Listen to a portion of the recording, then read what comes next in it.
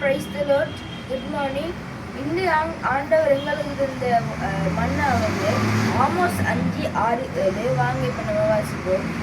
ஆண்டவரை தேடுங்கள், நீங்கள் வாழ்வீர்கள், இல்லையேல் அவர் யோசேப்பின் வீட்டின் மேல் தீமுழச் செய்வார். அந்த நெருப்பு அதை விழுங்கிவிட பெத்தேலில் அந்த நெருப்பை அணைக்கக்கூடியவர் வருகிறார். அவர்கள் நீதியை எட்டிக்காய் மாற்றுகின்றார்கள், நேர்மையை மண்ணில் எறிகின்றார்கள்.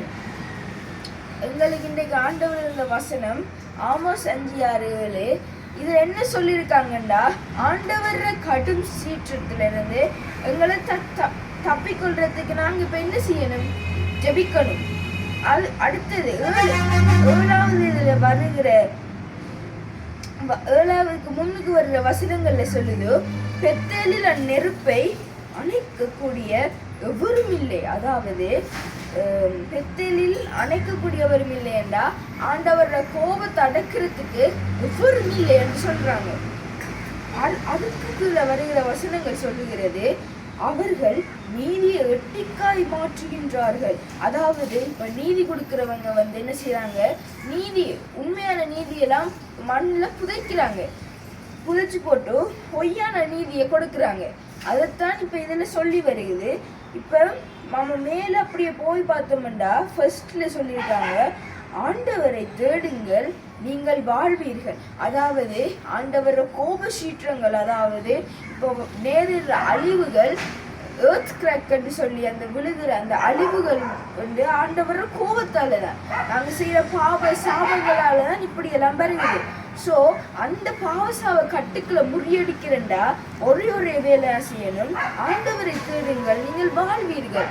இந்த வசனம் இது என்ன சொல்லுவேன்டா, ஆண்டவரை தேடுங்க, நீங்க வாழ்வடைவீங்க. ஓகே, இப்போ வாங்க நம்ம போய் இதுக்காக ஜெபிக்கலாம். நீதி கொடுக்கிறவங்க நேர்மையான நீதி கொடுக்கணும். அதுக்கு அடுத்தது இது, அவர் யோசேப்பின் வீட்டின் மேல் தீமுழச் செய்கிறார். அதாவது யோசேப்பின் வீடுண்டா என்னது?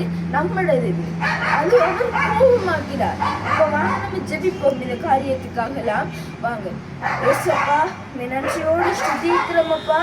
இந்த நாள்ல சின்ன பிள்ளைகள் ஸ்கூலுக்கு போறவங்க மீது உங்களோட கரம் இருக்கட்டுமப்பா, வேலைக்கு போறவங்க மீது உங்களோட கரம் இருக்கட்டுமப்பா. அதே போல நீங்க சொல்லியிருக்கீங்களேப்பா, பெத்தேலில் அந்நெருப்பை அணைக்கக்கூடியவர் எவரும் இல்லை என்றப்பா. நீங்க அந்த நெருப்பை அணைக்கக்கூடியவர்களாக உங்களை எழுப்புங்கப்பா. ஏசப்பா, நாங்க உங்களை தேடுகிறோம் ஆண்டவரே, நீங்க எங்களுக்கு வாழ்வு தாங்கப்பா. ஏசப்பா, நன்றியோடு ஸ்துதிக்கிறோம்ப்பா. அதே போல நீதி கொடுக்கிறவங்க மீது நல்ல நீதியை கொடுக்கறதுக்கு உதவி செய்கிறாங்கப்பா. இன்றைய காலை வேளையில ஒப்பு கொடுத்து ஜெபிக்கிறோமப்பா. இன்றைய நாள்ல நீங்க எங்களோட கூட இருந்து ஆசீர்வதிப்பீராகப்பா. ஜீவனுள்ள நல்ல பிதாவே, ஆமென்.